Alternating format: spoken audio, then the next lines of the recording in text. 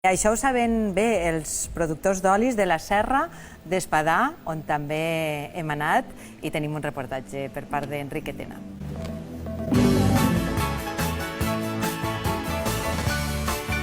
El treball constant de totes les artanenques i artanencs pel seu oli l'han convertit en un dels més rics i singulars de la comunitat valenciana. En aquest reportatge coneixem la varietat de la serrana, les seues propietats i el motor sociocultural i econòmic que significa este oli per als municipis de la Serra d'Espadà.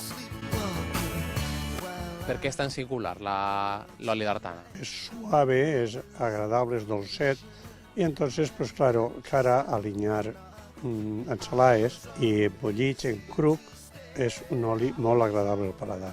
En cruc és una meravella, és el millor de tots. Aquest arbre té, com tot, els seus avantatges i el seu inconvenient. Els inconvenients, que és prou sensible a certes malalties, com és el repilo i altres, però la gran avantatge que té és que, siguent dins de la categoria dels dolços, és que el que el prova repeteix. Millor propaganda que això és difícil de fer-la.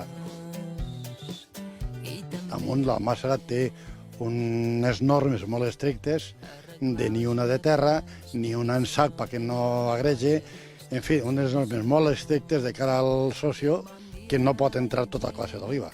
O l'oliva se porta bé o no entra. Així pues, és una forma de collir artesanal, totalment d'autoconsumo, pràcticament en les cases, que és una tradició ja dels nostres abuelos que van fer el que van fer quan tenien les oliveres. Entonces, claro, això ens limita a l'hora de vendre, perquè també tenim que vendre més car. Però si anem cars és perquè és bo, no anem a regalar qualitat. I per tant, en això estem peleant. I cada un, si sents a la gent, diu el meu oli és millor, el meu és millor. Però jo particularment el poso per damunt de tots. No perquè sigui el meu, sinó perquè el que el compra, prova. El que el prova, repeteix. I això és la millor garantia de que és el millor. No hi ha altra. Enrique Tena, que a més és de per ahí i coneix ben bé estos olis. De per ahí, no, d'ahí. Ell és d'Artana, sí. D'Artana, I coneix estos olis ben bé i bueno, a mi m'encanta sobretot esta botelleta, és preciosa. Sembla un perfum, una essència. Bueno, al final és preciosa.